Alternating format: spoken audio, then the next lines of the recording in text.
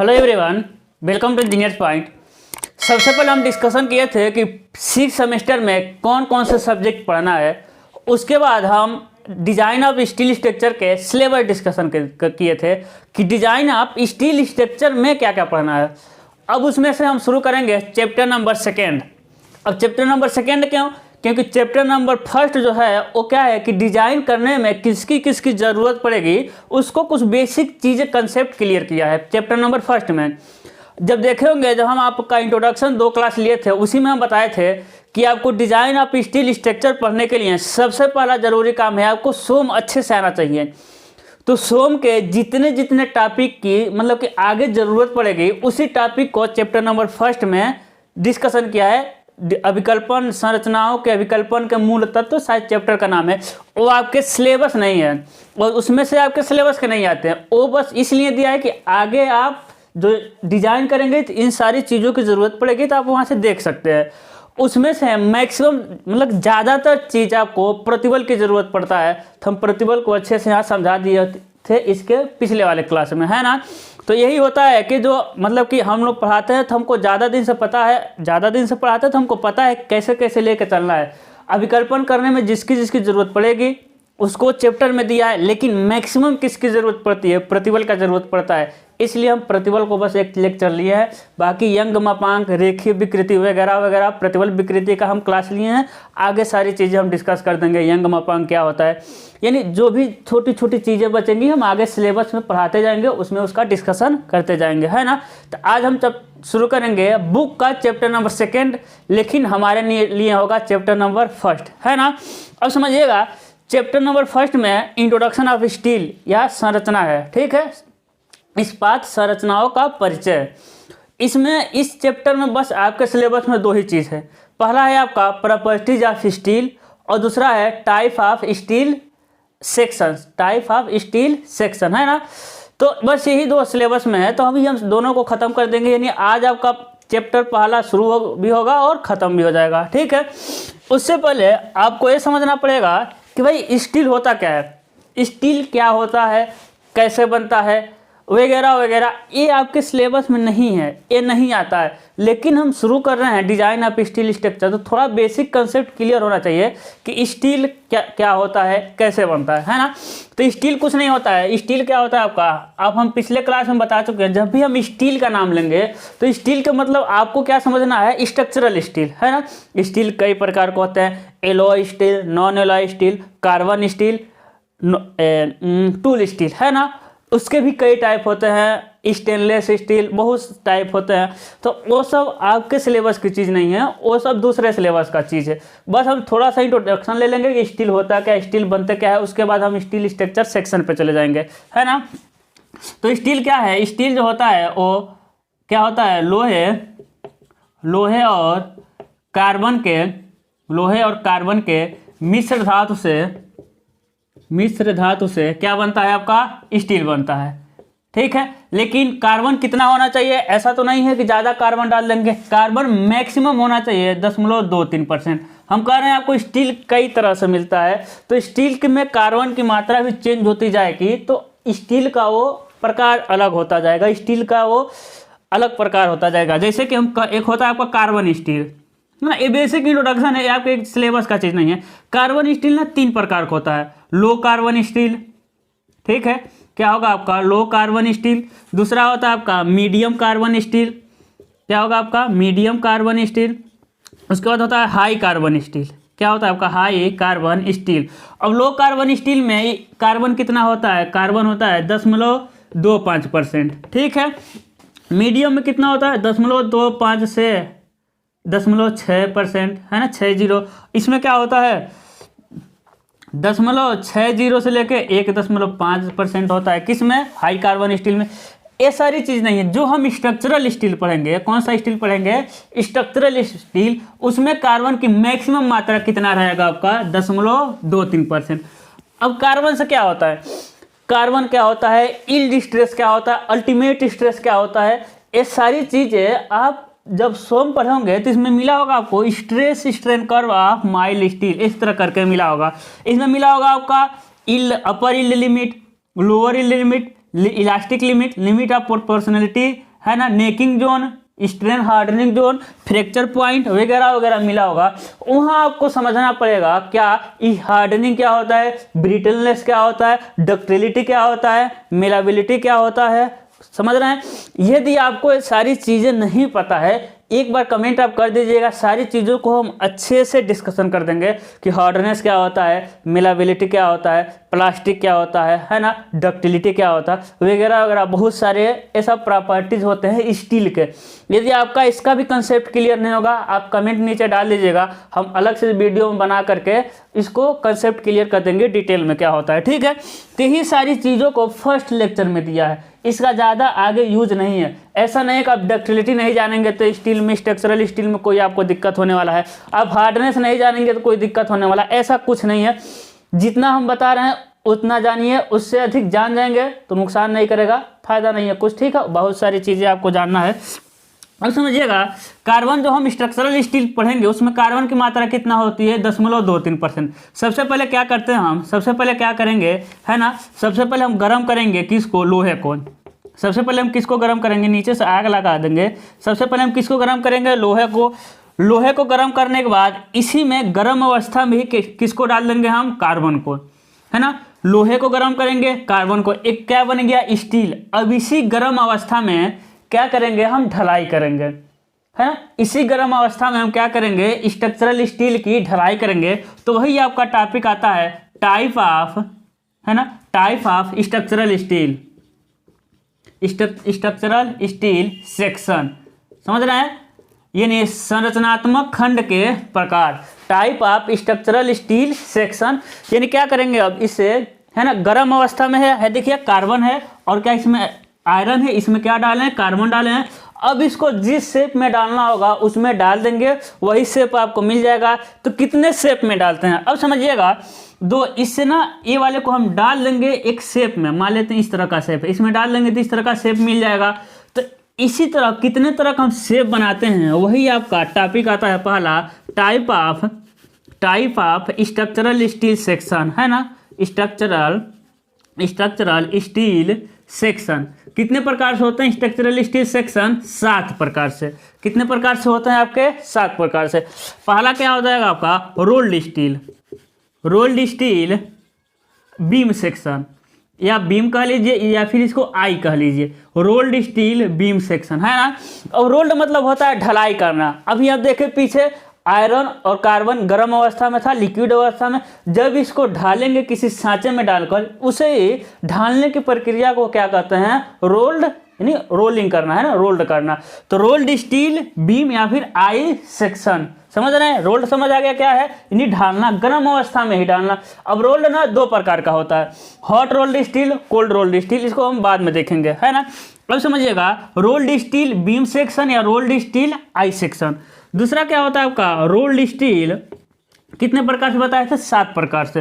Rolled steel channel section, है ना, अभी सारी चीजें हैं, क्लियर हो जाएगा। रोल्ड स्टील चैनल सेक्शन, अभी इसके अंदर एक एक का डिस्कशन करेंगे तो समझ आने लगेगा आपको। बेसिक चीज़ें हैं, एकदम शुरू से लेकर चलना है ना, कुछ भी चीज़ें आपको स्किप नहीं होना चाहिए, क्योंकि मेरे लेक्चर में थोड़ा स्किप कर देंगे तो फिर आगे दिक्कत होगा। तो एकदम बेसिक चीज़ें हैं, समझ के चलते। आज का लेक्चर बहुत दिमाग लगाने की जरूरत नहीं है, रटने वाला चैप्टर है, 2 ही टॉपिक है, एक टॉपिक चल रहा है, अभी एक टॉपिक खत्म हो जाएगा तो रटना, मतलब समझने वाली कुछ चीज़ नहीं है, बस रटना है, अभी हो जाएगा। तो रोल्ड स्टील चैनल सेक्शन। दूसरा हो जाएगा आपका रोल्ड स्टील टी सेक्शन, क्या हो जाएगा आपका, रोल्ड स्टील टी सेक्शन। चौथा हो जाएगा आपका रोल्ड स्टील, है ना, rolled steel angle section, rolled steel angle section. उसके बाद क्या होगा, पांचवा आपका रोल्ड स्टील, है ना, रोल्ड स्टील ट्यूब्स। अभी एक एक करके सारी चीज़ें हम समझेंगे। छठा हो जाएगा आपका रोल्ड स्टील बार सेक्शन, है ना, रोल्ड स्टील बार हो जाएगा। सातवां हो जाएगा आपका रोल्ड स्टील फ्लैट मतलब होता है पत्ती, है ना, फ्लैट मतलब क्या होता है आपका, पत्ती होता है। इतने तरह का आपका स्ट्रक्चरल स्टील सेक्शन का जो गर्म अवस्था में करके हम ढलाई करते हैं। अब हम समझ लेते हैं, चलिए उसको cold rolled steel, hot rolled steel को स्किप करते हैं, उसको बाद में हम समझ लेंगे, है ना। अब हमको क्या समझना है कि अब देखिए 2 तरह का क्वेश्चन आता है कि स्ट्रक्चरल स्टील सेक्शन कितने प्रकार के होते हैं समझाइए। इस तरह का क्वेश्चन होगा तो 7 प्रकार होते हैं, है ना। इसके भी प्रकार होते हैं, सारा समझाना पड़ेगा। कभी कभी क्वेश्चन आता है कि रोल्ड स्टील बीम सेक्शन कितने प्रकार के होते हैं, ये कभी कभी आते हैं। मेन यही आएगा स्ट्रक्चरल स्टील सेक्शन कितने प्रकार का होता है समझाइए। कभी कभी आता है कि रोल्ड स्टील चैनल सेक्शन के प्रकार लिखिए। कभी कभी आएगा रोल्ड स्टील टी, इसमें से ये जो इंडिविजुअल कभी कभी पूछेगा, एक कभी कभी पूछता है ना, इंडिविजुअल जब पूछेगा तो कभी कभी पूछता है। मैक्सिमम यही क्वेश्चन आएगा स्ट्रक्चरल स्टील सेक्शन के प्रकार बताइए। इस चैप्टर में 2 टॉपिक है, एक टॉपिक 5 नंबर का कन्फर्म हो जाता है, ठीक है। आज आपका 5 नंबर कन्फर्म हो जाएगा।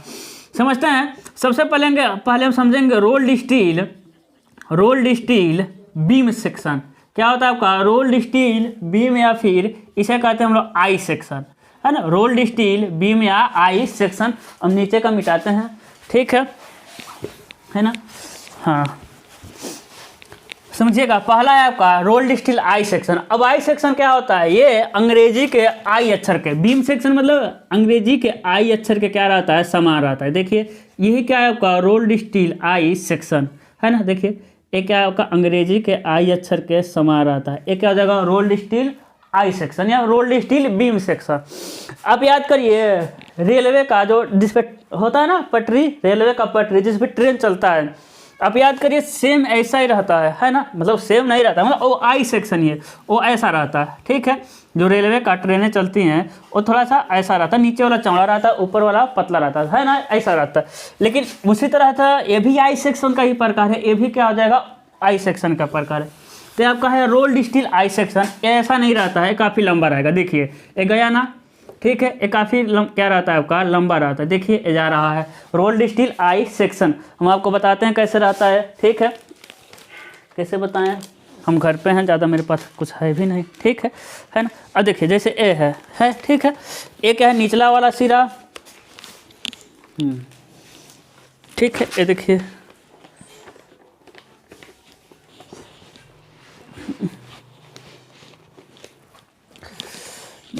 वेट करिए, वेट निकालते हैं हम आपके लिए।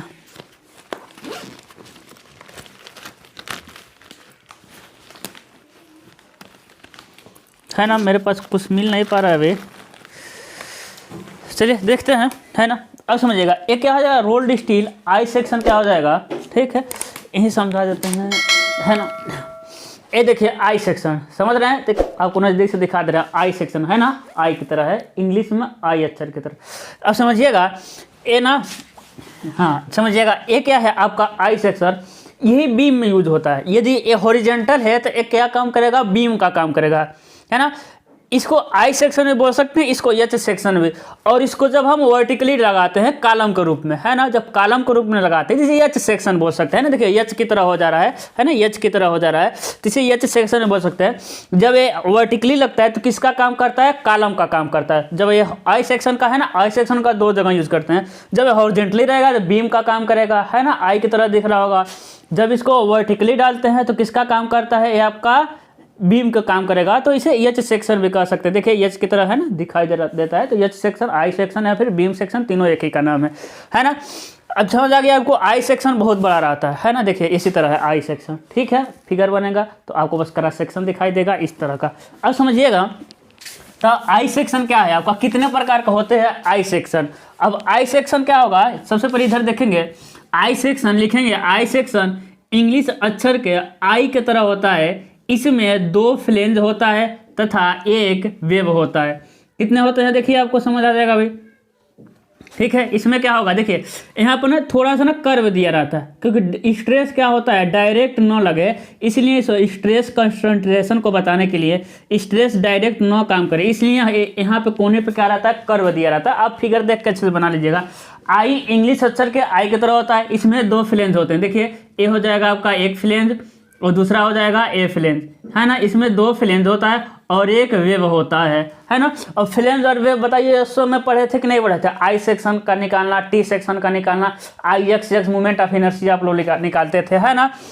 अब समझिएगा उसी में आप पढ़ेंगे सिमेट्रिकल सममित होता है ना। तो जो आई सेक्शन होता है उसी में लिखना है, इसके 2 फ्लेंज होते हैं, एक वेब होता है। आई सेक्शन वाई वाई अक्ष तथा यक्ष यक्ष अक्ष दोनों अक्ष के परितः क्या होता है, सममित होता है। दोनों अक्ष के परितः क्या होता है, सममित होता है। अब बताइए सिमेट्रिकल आप पढ़े थे एसओएम में, इसलिए हम सबसे पहले ही कह दिए थे कि एसओएम बहुत जरूरी है स्टील पढ़ने के लिए, है ना।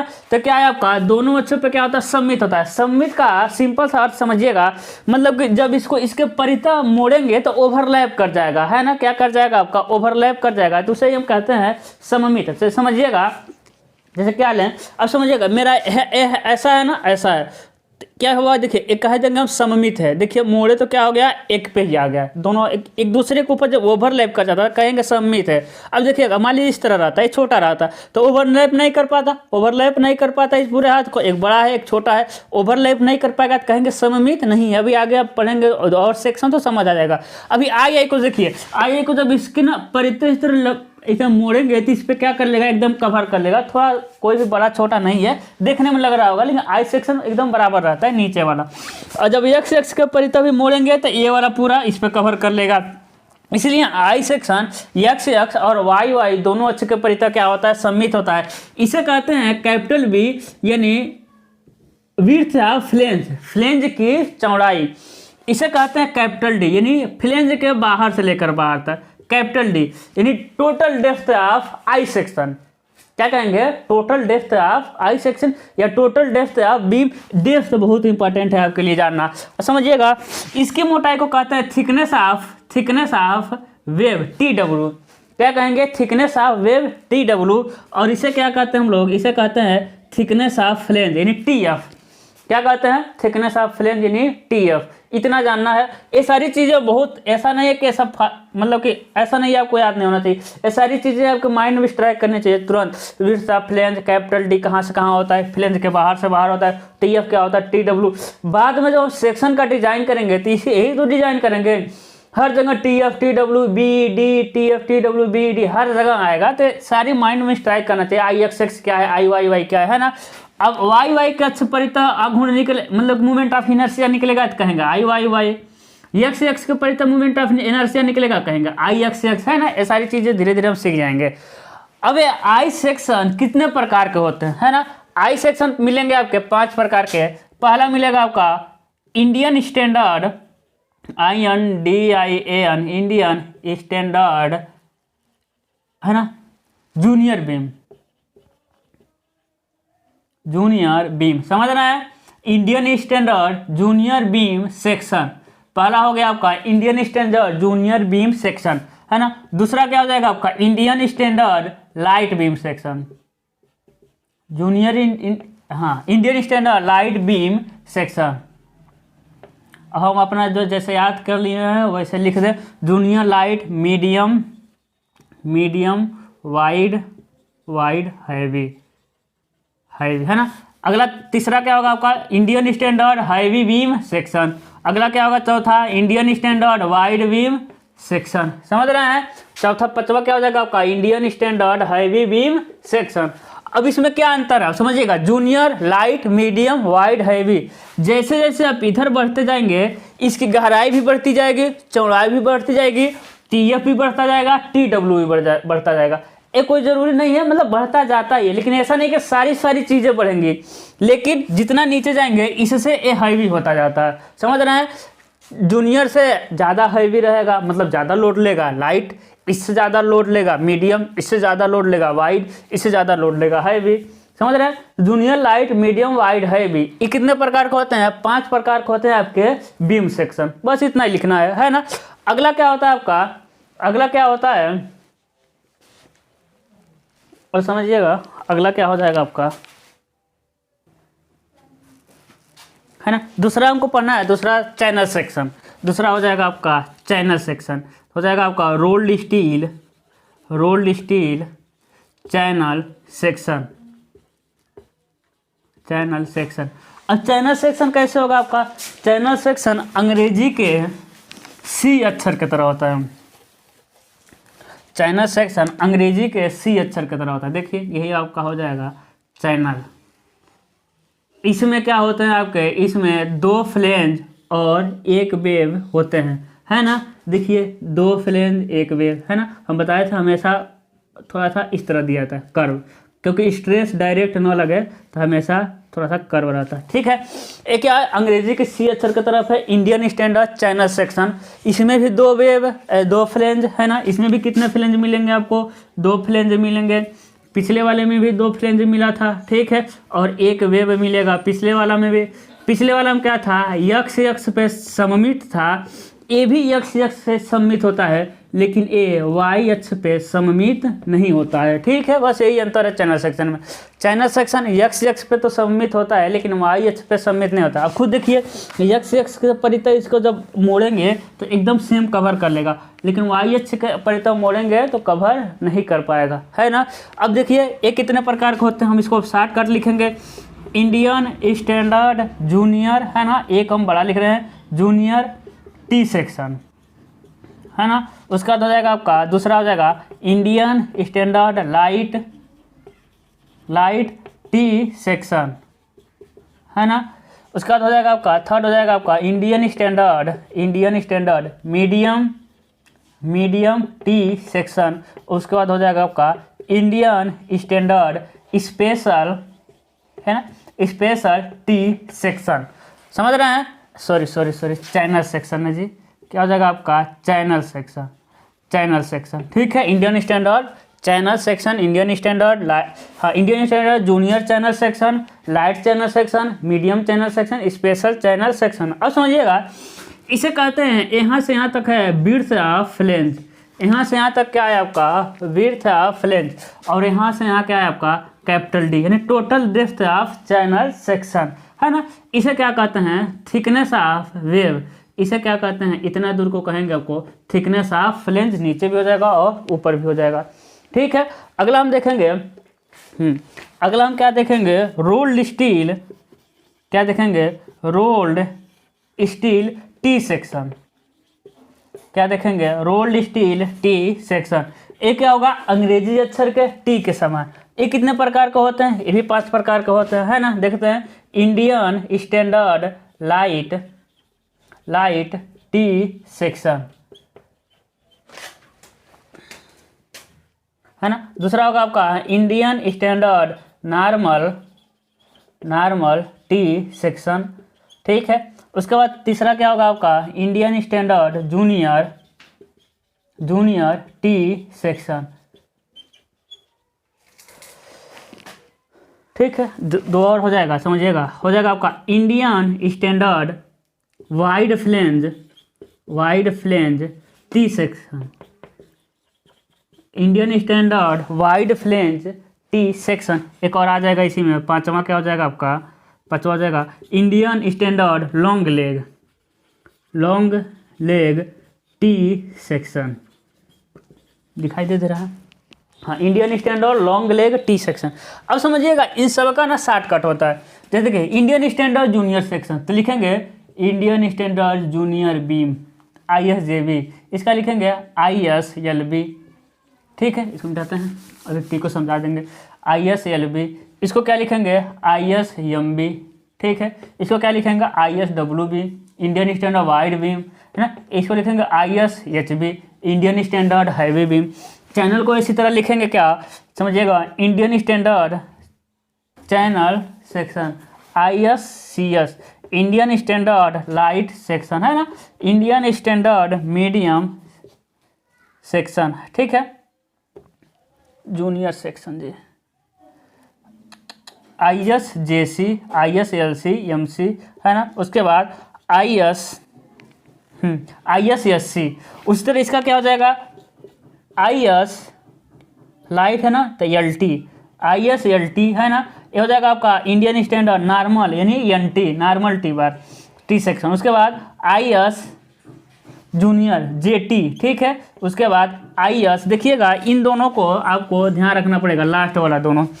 एक क्या है ना, इंडियन स्टैंडर्ड फ्लेंज, हाँ, Indian standard wide flange T section, Indian standard wide flange T section. इसे शॉर्टकट में कहते हैं ISHT। क्या कहते हैं? ISHT। दूसरा क्या है आपका? Indian standard long leg T bar, इसे कहते हैं ISST। ये दोनों अलग लगते हैं, है ना। देखिए इन लोगों का फुल फॉर्म अलग होता है, शॉर्टकट थोड़ा डिफरेंट होता है, इसको समझना है। Indian standard wide flange T section को क्या कहते हैं, ISHT वाइड फ्लेंज को। इसके बाद Indian standard long leg T section को ISHT कहते हैं, ठीक है। और टी सेक्शन में क्या समझाना, टी सेक्शन अंग्रेजी के टी अक्षर के समान होता है, देखिए टी अक्षर के समान होगा, है ना। इसमें एक फ्लेंज होता है, ये हो गया फ्लेंज की चौड़ाई, एक वेव होता है, ये हो गया total depth of T section. ये फ्लेंज हो गया, ये वेव हो गया। इसे कहते हैं हम लोग थिकनेस ऑफ वेव, इसे कहते हैं हम लोग थिकनेस ऑफ फ्लेंज, है ना। ये क्या होता है, ये एक्स अक्ष और वाई अक्ष, ठीक है। तो ये क्या होता है आपका एक्स अक्ष पे तो सममित नहीं होता है, लेकिन टी सेक्शन क्या होता है, वाई अक्ष के परितः सममित होता है। टी सेक्शन क्या होगा आपका, वाई अक्ष के परितः क्या होता है आपका, सममित होता है, ठीक है। अब देखिए इंडियन इतने हो गए। उसके बाद अगला आपका सेक्शन आ जाएगा आपका, है ना, रोल्ड स्टील एंगल सेक्शन। चौथा जगह ये मोस्ट इंपॉर्टेंट है आपका, रोल्ड स्टील एंगल सेक्शन, है ना। ये खंड के प्रकार कितने प्रकार के होते हैं, 3 प्रकार के, है ना। हो जाएगा आपका इक्वल एंगल सेक्शन, है ना, rolled steel equal angle section, है ना। क्या डायरेक्ट लिख रहे हैं, equal angle section, rolled steel equal angle section, ऐसा लिखते हैं। Indian standard equal angle section, ठीक है। दूसरा क्या हो जाएगा आपका, दूसरा क्या हो जाएगा आपका, Indian standard unequal angle section. Third हो जाएगा आपका Indian standard bulb angle section. क्या हो जाएगा आपका, bulb angle section, BULB bulb angle section.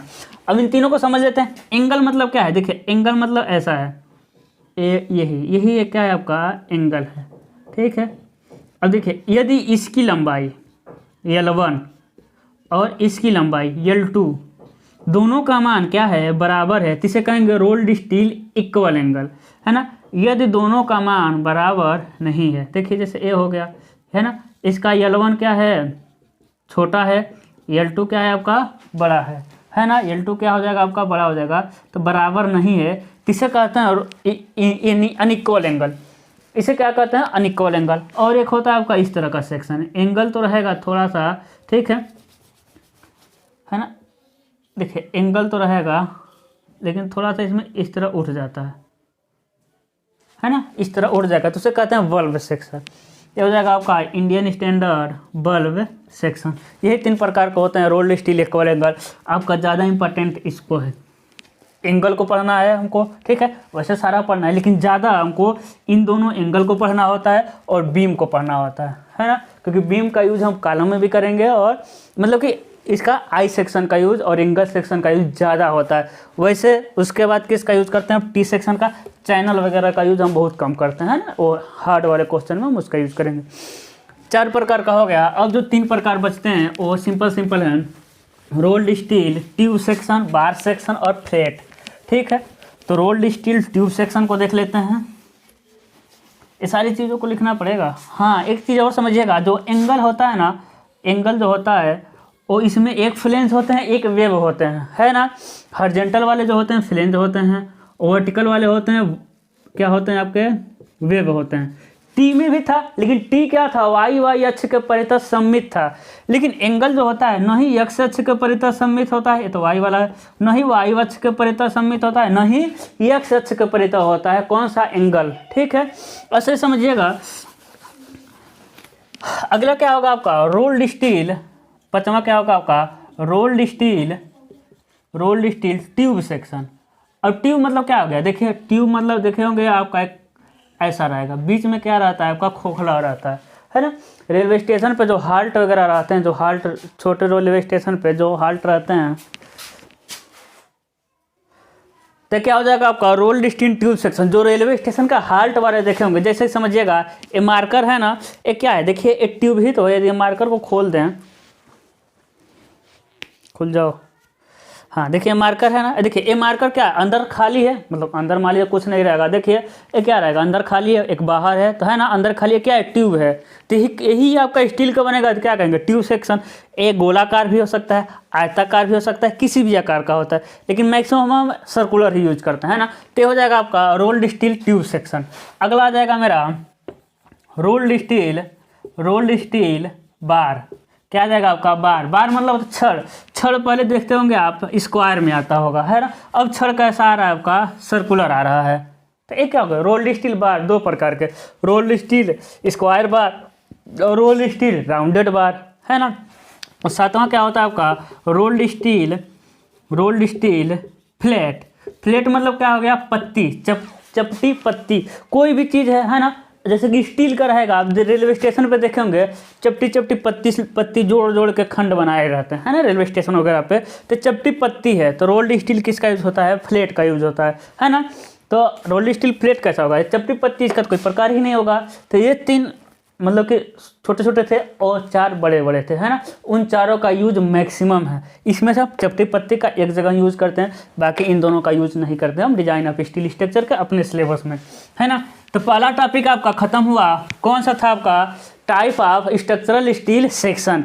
कितने प्रकार के, चलिए एक बार रिवीजन मारिए मेरे साथ, क्योंकि ये रटने वाला है, बता दिए ना, इससे ज़्यादा कुछ नहीं है।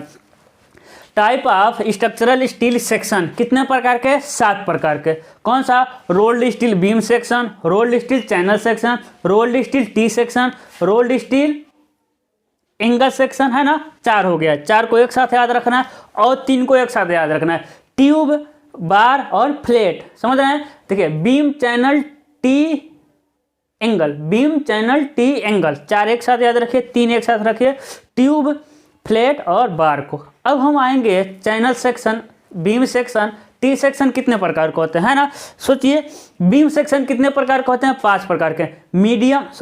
Junior light, medium wide heavy. Beam section कितने प्रकार के, 5, junior light, medium wide heavy. उसके बाद आता है आपका चैनल सेक्शन, है ना, दूसरा नंबर पे था आपका चैनल सेक्शन, 4 प्रकार का था, junior light, medium, special. Channel section 4 प्रकार के, जूनियर लाइट, मीडियम, स्पेशल। उसके बाद आपका 3rd नंबर पे क्या लिखा थे, टी कितने प्रकार के, 5 प्रकार के, जूनियर लाइट, नॉर्मल। उसके बाद है ना, उसके बाद Indian standard long leg T bar, जिसे ISST से दिखाए थे। उसके बाद Indian standard wide flange T bar, जिसे ISHT से दिखाए थे, है ना। उसके बाद एंगल में आए थे हम, एंगल इधर लिखे थे, एंगल 3 प्रकार के, equal angle, unequal angle, verve angle, है ना। बार 2 प्रकार के, राउंडेड और स्क्वायर। ट्यूब देखे ही थे हम, नली जो होता है, उसके बाद फ्लैट। इतना था आपका पहला टॉपिक। दूसरा होता है आपका स्टील जो होते हैं, प्रॉपर्टीज। क्या होता है आपका, दूसरा टॉपिक आ जाएगा आपका properties of structural steel. Properties of structural steel. Structural का हिंदी होता है संरचनात्मक इस्पात के गुणधर्म। क्या लिखेंगे, संरचनात्मक इस्पात के गुणधर्म। अब गुणधर्म में क्या होता है, जैसे समझिएगा, गुणधर्म हम बताए थे कि कोई मटेरियल छोटा हो या फिर बड़ा हो, है ना। हम छोटे थे तब भी मेरा वैसा ही गुणधर्म था, दूसरों को देख के शर्माने वाला। हम बहुत बड़े हो गए हैं तब भी मेरा वही गुण है, दूसरों को देख के शर्माने वाला। हम बूढ़े भी हो जाएंगे तो मेरा वही गुण रहेगा, दूसरों को देख के समझाने वाला। यानी मटेरियल बड़ा हो छोटा हो, यदि एक ही मटेरियल है तो उसका गुण क्या होगा, एक ही होगा। बहुत बड़ा स्ट्रक्चर रहेगा, जो गुण उसका अंदर रहेगा, एक छोटा स्टील का स्ट्रक्चर रहेगा, वही गुण इसके अंदर रहेगा। बड़ा स्ट्रक्चर जितने टेम्परेचर पे पिघल जाएगा, ये छोटा वाला स्ट्रक्चर भी उतने टेम्परेचर पे पिघल जाएगा, है ना। तो आपको प्रॉपर्टी समझ आता है, गुणधर्म। गुण क्या होता है, एक न्यूमेरिकल वैल्यू क्या होता है, गुण क्या होता है आपका, एक न्यूमेरिकल वैल्यू होता है। और न्यूमेरिकल वैल्यू को देख के हम क्या करते हैं, उस मटेरियल के बारे में पहचान कर लेते हैं। जैसे कि हम कह दें अभी हम कुछ पियेंगे, हम समझिएगा, अभी देखिए आपको समझ आ जाएगा। हम अभी कुछ पियेंगे, पढ़ाने के बाद अभी हम कुछ पियेंगे जिसका घनत्व 1000 है, जिसका घनत्व क्या है आपका 1000 किलोग्राम प्रति मीटर क्यूब। बताइए हम क्या पीने वाले हैं, अब सिविल वाले कुछ दूसरा दिमाग लगाएंगे, है ना। अब बताइए, हम ऐसा चीज़ पियेंगे जिसका घनत्व 1000 है, हम क्या पियेंगे भाई? 1000 घनत्व आपको देखकर पता चल गया ना। एक किसका गुणधर्म है? घनत्व किसका गुणधर्म हो जाएगा? पानी का, क्योंकि पानी का एक घनत्व क्या होता है? 1000। तो गुणधर्म क्या होता है? एक न्यूमेरिकल वैल्यू होता है, उस न्यूमेरिकल वैल्यू को देख कर हम उसके प्रॉपर न्यूमेरिकल वैल्यू को देख के हम उसको पहचान कर पाते हैं। गुणधर्म होता है, सिंपल सा, है ना। आदमी को आप देखेंगे गुणधर्म और चलता रहेगा, पीछे देख के आप, है ना, पहचान जाएंगे कौन है। तो गुणधर्म क्या है? एक न्यूमेरिकल वैल्यू होता है जिसको देख के हम आइडेंटिफाई कर लेते हैं। हम कहते हैं कि हम अभी मेरे सामने एक ऐसा चीज़ बाल्टी में रखा हुआ है ना, सफ़ेद है, कुछ दिख रहा है, लेकिन उसका जो घनत्व है ना, सफ़ेद दिख रहा है लेकिन उसका घनत्व कितना है? 13,600 किलोग्राम प्रति मीटर क्यूब। अब देखिए 1000 पे कहे थे तो पानी, लेकिन मेरे सामने वो रखा है, उसका घनत्व है 13,000। अब बताइए हाइड्रोलिक्स में पढ़े कि नहीं? 13,600 क्या होता है? घनत्व होता है किसका? पारे का। यानी मेरे सामने क्या है? पारा है। समझ आ गया? यही सिंपल सा क्या होता है? गुणधर्म होता है। बहुत मतलब न्यूमेरिकल वैल्यू होता है जिसको देख के आप पहचान जाइए, है ना। तो वही हमको स्ट्रक्चरल स्टील का गुणधर्म है कि स्ट्रक्चरल स्टील का क्या गुणधर्म है। जैसे हम कहते हैं मेरे पास, हम मतलब कि मेरे पास एक ऐसा स्ट्रक्चर है जिसका घनत्व 25,000 है, तो आप जानते हैं आरसीसी का घनत्व होता है 25,000। वैसे स्टील का भी कुछ गुणधर्म होते हैं। इस गुणधर्म को हम 3-4 भागों में बांटेंगे। सबसे पहले हम पढ़ेंगे फिजिकल प्रॉपर्टी, है ना। क्या पढ़ेंगे? Physical properties of steel. 5 number का आएगा। एक पिछला टाइप ऑफ स्ट्रक्चरल स्टील और दूसरा होता है ये वाला टॉपिक, ठीक है। इसमें से कोई एक आना है, कन्फर्म है। अब फिजिकल प्रॉपर्टी यानी जो आपका स्ट्रक्चरल स्टील है उसके भौतिक गुणधर्म कौन कौन से? पहला आ जाएगा आपका डेंसिटी, घनत्व। डेंसिटी कितना होता है? 7850 किलोग्राम प्रति मीटर क्यूब। हम कहते हैं अभी हम अपना घर ऐसे स्ट्रक्चर से बनाए, ऐसे मटेरियल से बनाएंगे जिसका घनत्व 7850 है, तो आपको पता तो चल गया हम स्टील से बनाने वाले हैं। हम कहते हैं अभी हम अपना घर हम ऐसे स्ट्रक्चर से बनवाए हैं जिसका घनत्व 25,000 किलोग्राम प्रति मीटर क्यूब है, तो आपको पता चल गया हम आरसीसी वाले से बनवाए हैं, है ना। उसी तरह आता है आपका मॉडुलस ऑफ, है ना, यंग्स मॉडुलस। क्या आता है आपका? Young's modulus. अब यंग्स मॉडुलस क्या होता है आपका? क्या होता है? 12.05 गुणे 10 पे 2.04 गुणे 10 पे 5 न्यूटन प्रति mm स्क्वायर से लेकर के 2.18 गुणे 10 पे 5 न्यूटन प्रति mm स्क्वायर। जनरली 2 गुणे 10 पे 5 न्यूटन प्रति mm स्क्वायर ले लेते हैं। आप याद करिए जब यशो में पढ़ते थे, क्या पढ़ते थे? F upon Y E upon R, है ना, पढ़ते थे ना, यम अपान में आई, ऐसा कुछ पढ़ते थे इक्वेशन। उसमें आप याद करिए यंग अपान जो ई होता था, कुछ याद आ रहा होगा, ई का मान हमेशा कितना लेते थे आप? 2 गुणे 10 पे 5 लेते थे कि नहीं लेते थे? ई का मान नहीं भी दिया रहता था तो हमेशा लेते थे 2 गुणे 10 पे 5, और देता भी था तो यही देता था, ई इक्वल टू रखना है 2 गुणे 10 पे 5। अब एक कांस्टेंट रहता है ना। तो यही आपका मॉडुलस ऑफ यानी यंग्स मॉडुलस ई। यंग्स मॉडुलस ई कैसा होता है? प्रतिबल अपान में विकृति, है ना। हम पूछते हैं आपको यंग्स मॉडुलस क्या होता है, तो आप कहेंगे प्रतिबल सर, प्रतिबल अपान में विकृति। तो हम कहेंगे मेरे भाई हम प्रतिबल विकृति का क्लास लिए हैं। प्रतिबल भी कई प्रकार का होता है, विकृति भी कई प्रकार के होते हैं, तो कौन सा प्रतिबल और कौन सा विकृति? तो भाई जो पढ़ा है वो कहेगा सर रेखीय प्रतिबल और रेखीय विकृति।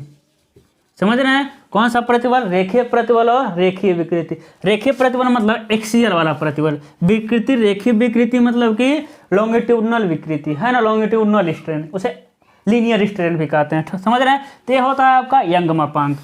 अब समझिएगा, उसके बाद होता है मॉडुलस ऑफ रिजिडिटी या शियर मॉडुलस, है ना, लिखते हैं उसको मॉडुलस ऑफ रिजिडिटी। इसे जी से दिखाते हैं, सी से दिखाते हैं, ठीक है, इसे कैपिटल ई से दिखाते हैं, इसे रो से दिखाते हैं। अब समझिएगा मॉडुलस ऑफ रिजिडिटी कितना होता है? 0.84 गुणे 10 पे 5 से लेकर 0.98 गुणे 10 पे 5 न्यूटन प्रति mm स्क्वायर। अब मॉडुलस ऑफ रिजिडिटी कहाँ आया था? सोचिए, जी थीटा अपान एल क्यू अपान में आर, है ना, टार्जन में पढ़े थे साफ्ट वाले में। लेकिन हम पूछते हैं आपको मॉडुलस ऑफ रिजिडिटी क्या होता है, इसका फार्मूला क्या होता है? तो आप कहेंगे सर स्ट्रेस अपान में स्ट्रेन यानी प्रतिबल अपान में विकृति, लेकिन हम कहेंगे भाई प्रतिबल कई प्रकार के, विकृति कई प्रकार के, तो आप कहेंगे सर शियर स्ट्रेस अपान में शियर स्ट्रेन, समझ रहे हैं। अब देखिए जब आप लड़का यही नहीं पढ़े रहेगा शियर स्ट्रेस क्या होता है, मतलब कि स्ट्रेस कितने प्रकार के, स्ट्रेन कितने प्रकार के, तब वो क्या समझ पाएगा यंग्स मॉडुलस ऑफ रिजिडिटी में अंतर। Young's modulus linear stress upon में linear strain, modulus of rigidity या शियर मॉडुलस कहते हैं, क्या कहते हैं, शियर स्ट्रेस अपान में शियर स्ट्रेन कहते हैं, है ना। जिस दिन ये हम ये स्वयं पढ़ा देंगे उस दिन आप अच्छे से समझ जाएंगे।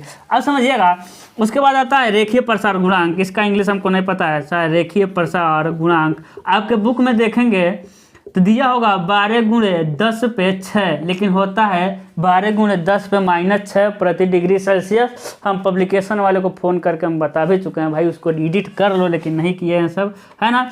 तो क्या होगा आपका रेखीय प्रसार गुणांक कितना होता है, 12 गुणे 10 पे -6 प्रति डिग्री सेल्सियस, ठीक है। उसके बाद क्या आता है मेरा केमिकल प्रॉपर्टीज, बस इतना ही है। फिजिकल प्रॉपर्टी में क्या हो जाएगा आपका केमिकल प्रॉपर्टीज, यानी रासायनिक गुणधर्म, है ना। तो उसमें हो जाएगा आपका नेम इसका साड़ी बनाना पड़ता है। उसके बाद हो जाएगा आपका स्टील, ठीक है। नेम हो जाएगा नहीं, ग्रेड क्या होता है जी,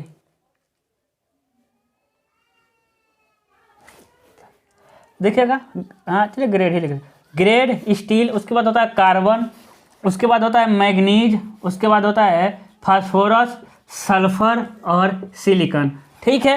तो हो जाएगा ग्रेड, हो जाएगा A B C, हाँ ग्रेड ही होता है। नेम आपका मैकेनिकल में चला जाएगा, हाँ ठीक है। हो जाएगा आपका ABC, ये हो जाएगा आपका स्टील का नाम होता है आपका Fe 410 WA, है ना। इसे कहते हैं Fe 410 WB। अब Fe मतलब फेरस, Fe मतलब फेरस 410 अभी आपको मैकेनिकल में और WA मैकेनिकल वाले में पता चल जाएगा, ठीक है। 410 क्या है, इसे कहते हैं Fe 410 WC।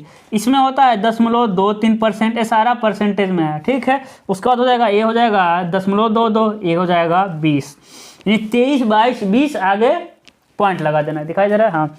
मैग्नीज कितना होता है आपका 1.5, 1.5, 1.5। फास्फोरस कितना होगा, देखिए दशमलव, याद करने का तरीका 0.050, 0.045, 0.040, सेम यही 0.050, है ना, 0.045, 0.040। सिलिकॉन में 0.4 हो जाएगा।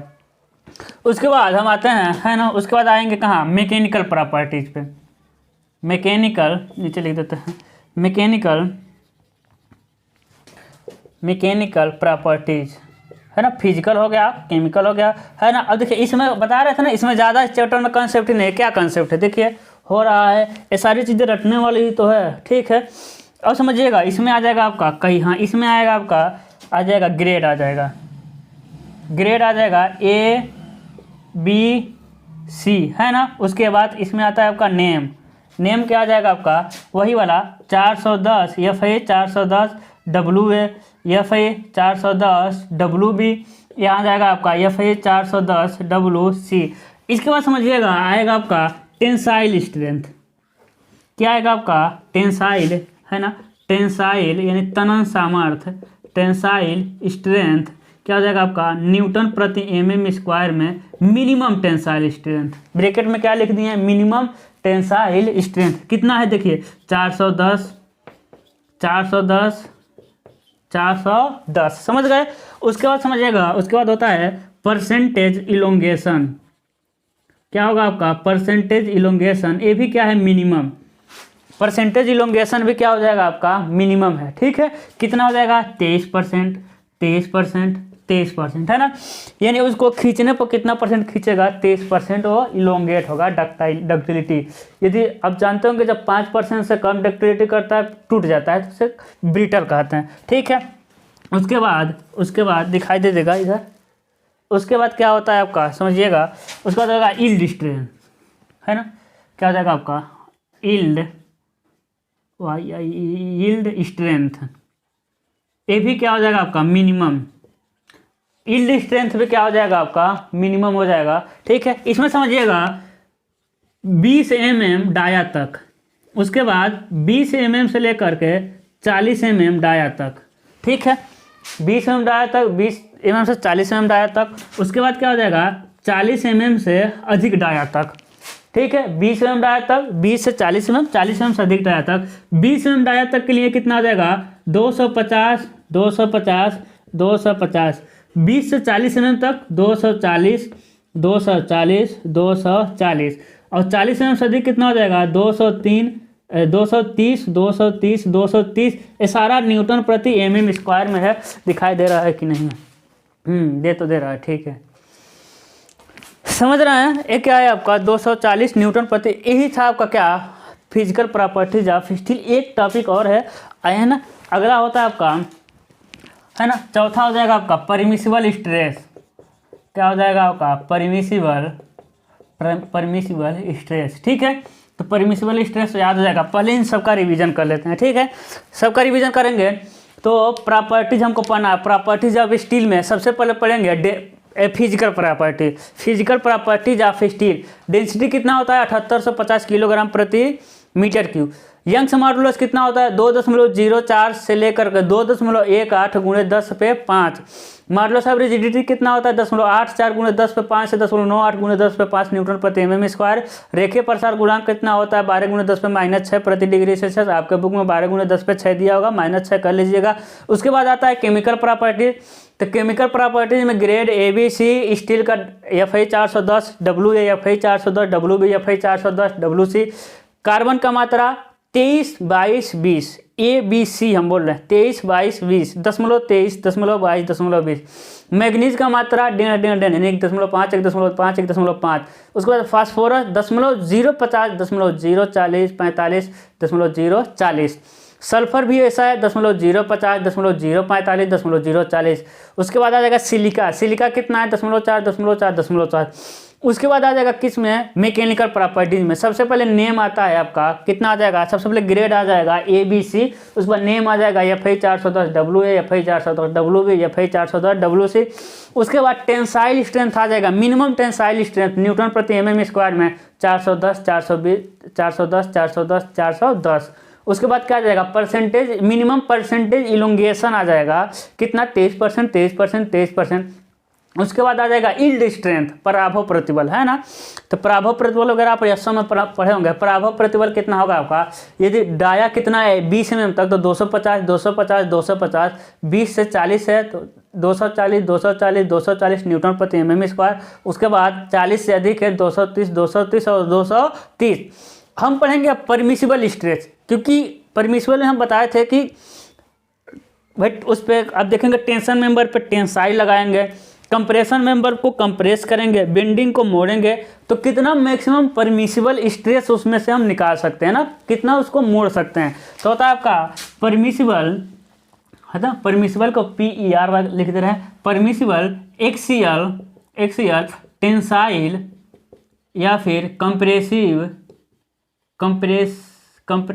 या कंप्रेशन स्ट्रेस कितना होता है आपका 0.6 FY। अब FY क्या है, यील्ड स्ट्रेस। FY क्या है 0.6 FY तो दिखाई दे रहा है ना, 0.6 FY है ना, इसको नीचे लिख रहे हैं। स्ट्रेस कितना हो जाएगा आपका 0.6 FY। FY क्या है आपका यील्ड स्ट्रेस, क्या है आपका यील्ड स्ट्रेस, है ना। जैसे कि FI 410 का यही क्या है आपका, जैसा आ जाएगा ना FI 250, तो यही क्या है 250 FI। FI 415 तो यही 415 क्या है आपका FY है ना। उसके बाद होता है आपका परमिसिबल बेंडिंग स्ट्रेस। क्या हो जाएगा आपका बेंडिंग स्ट्रेस कितना होता है आपका 0.66 FY। आपके बुक में देखेंगे तो लिखा होगा maximum permissible axial tensile stress, compression छोड़ देगा, लेकिन वो टेंसाइल कंप्रेशन दोनों के लिए सेम होता है। उसके बाद आता है आपका परमिसिबल बियरिंग स्ट्रेस। धारण प्रतिबल आपको बताया था ना, परमिसिबल बियरिंग स्ट्रेस कितना होता है आपका 0.75 FY। उसके बाद होता है परमिसिबल मैक्सिमम शियर स्ट्रेस। क्या होता है आपका permissible maximum shear stress 0.45 FY। उसके बाद होता है आपका परमिसिबल एवरेज शियर स्ट्रेस कितना होता है आपका 0.40 FY। अब समझिएगा आपको, है ना, हाँ, इसको रहने दीजिए, टेंसाइल रहने दीजिए। टेंसाइल स्ट्रेस, कंप्रेशन का ना फार्मूले से निकालते हैं वो कंप्रेशन मेंबर में। देखिए इसमें टेंसाइल मिल रहा है, देखिए टेंसाइल भी मिल रहा है, बेंडिंग भी मिल रहा है, बियरिंग भी मिल रहा है, सीयर भी मिल रहा है, लेकिन कंप्रेशन का स्ट्रेस नहीं मिल रहा है, क्योंकि परमिसिबल कंप्रेशन स्ट्रेस को बहुत ताम झाम करके निकालते हैं, वो हम न्यूमेरिकल से निकालते हैं, सारे से निकालते हैं। वो सारे आपके बुक में दिया है, जिसको हम देखेंगे आपके कंप्रेशन स्ट्रेस में परमिसिबल कंप्रेशन स्ट्रेस कैसे आता है। ठीक है, तो ये आपका चैप्टर नंबर 2 बुक का था, मेरे लिए चैप्टर नंबर 1 था। आज के बाद हम कहेंगे चैप्टर नंबर 1 खत्म। अब हम मेन चैप्टर पर चलेंगे, कनेक्शन पे या फिर जॉइंट पे। वो आपका बेसिक है, एकदम बेसिक, वहाँ से आपका थोड़ा भी लापरवाही नहीं करना है। ये आपका पहला चैप्टर था, इसमें थोड़ा लापरवाही चल जाएगा, रटना है बाद में रट लेंगे, कोई दिक्कत नहीं है ना। लेकिन हम तो यही कहेंगे नोट्स अपने बनाइए, हम दूसरे का नोट्स देंगे कोई फ़ायदा नहीं होगा। ठीक है, अपना लिखना, कोई भी टीचर देखेंगे पढ़ाया गया तो कहेंगे कि भाई नोट्स हम आपको देंगे, लेकिन वो टीचर ज़रूर कहेगा कि अब सबसे बेस्ट होता है अपना नोट्स। हम तो ये सजेशन करेंगे कि रज़ाई में घुस के, जो आप अभी वीडियो देख रहे हैं तो रज़ाई में घुस के मत देखा करिए, नोट्स बनाइए उसको। ठीक है, तो आज के लिए बस इतना ही। कहे थे ना आज ये चैप्टर खत्म होगा, इस चैप्टर शुरू होगा, ये चैप्टर क्या हो जाएगा, खत्म हो जाएगा। कुछ नहीं है, 5 मिनट का। चलिए एक बार और हम रिवीजन कर दे रहे हैं। सबसे पहले हम समझेंगे स्टील क्या होता है। स्टील क्या है, कुछ नहीं है, स्टील कार्बन और लोहे के मिश्र धातु से बनता है ना। सबसे पहले पढ़ेंगे हम लोग structural steel, type of structural steel कितने प्रकार के होते हैं, 7 प्रकार के। Rolled steel beam section, rolled steel channel section, rolled steel T section, rolled steel angle और bar, rolled steel bar, rolled steel tube और रोल्ड स्टील क्या हो जाएगा आपका फ्लैट। ठीक है, उसके बाद हम लिखे थे rolled steel beam section. Beam कितने प्रकार के, 5 प्रकार के, junior light medium wide heavy. उसके बाद चैनल सेक्शन देखे थे। चैनल सेक्शन कितने प्रकार के देखे थे आपका, जूनियर लाइट मीडियम स्पेशल, है ना। उसके बाद देखे थे टी सेक्शन। टी सेक्शन 5 प्रकार के, जूनियर लाइट नॉर्मल और Indian standard long leg T bar, जिसे हम कहते हैं ISST, और Indian standard wide flange T bar यानी ISWB, sorry Indian standard wide flange को हम लोग कहते हैं, वाइड फ्लेंज को ISHT, हाँ वाइड फ्लेंज को HT कहते हैं। ठीक है, एंगल सेक्शन देखे थे 3 प्रकार के, इक्वल अनइक्वल बल्ब, रोल्ड, उसके बाद बार देखे थे, ट्यूब देखे थे, फ्लेट देखे थे, AEG है छोड़ते हैं। उसके बाद हम गए फिजिकल प्रॉपर्टी में, घनत्व 7850, Young's modulus 2×10⁵, modulus of rigidity 0.84 से 0.98 × 10⁵, रेखीय प्रसार गुणांक 12×10⁶। उसके बाद हम कहे क्या, केमिकल पे, कार्बन 0.23, 22, 20, मैग्नीज 1.5, उसके बाद फास्फोरस सल्फर 0.050, 0.045, 0.040, सिलिका 0.4, 0.4, 0.4। उसके बाद हम चले गए थे मैकेनिकल प्रॉपर्टीज पे। टेंसाइल मिनिमम टेंसाइल स्ट्रेंथ कितना था, 410, 410। मिनिमम इलंगेशन 23, 23, 23। उसके बाद इल्ड स्ट्रेंथ था आपका 20 mm व्यास के लिए 250, 20 से 40 mm के लिए 240 और 40 mm से अधिक के लिए 230 था। उसके बाद हम चले गए परमिसिबल स्ट्रेस पे। Axial tensile stress 0.6, bending stress 0.66, bearing stress 0.75। उसके बाद maximum shear stress 0.45, average shear stress 0.4। सबके आगे परमिसिबल लगा लीजिएगा। कंप्रेशन को हम बाद में देखेंगे। बस चैप्टर खत्म हो गया, क्या है, कुछ नहीं। तो आपको 2-3 बार रट लेंगे, हो जाएगा, ये चैप्टर रटने वाला है। ठीक है, उसके बाद हम कहते हैं बीम सेक्शन किसके पे सम्मिलित होता है, बीम सेक्शन या फिर I सेक्शन, H सेक्शन, सबका एक ही नाम है। X अक्ष Y दोनों अक्ष पे सम्मिलित होता है। T सेक्शन Y अक्ष पे सम्मिलित होता है आपका। चैनल सेक्शन किसी पे सम्मिलित नहीं होता है आपका, सॉरी चैनल सेक्शन X पे सम्मिलित होता है। एंगल सेक्शन किसी पर भी सम्मिलित नहीं होता है। बस खुद खत्म हो गया चैप्टर। ठीक है, अगले चैप्टर के लिए वेट करिए। Thank you so much.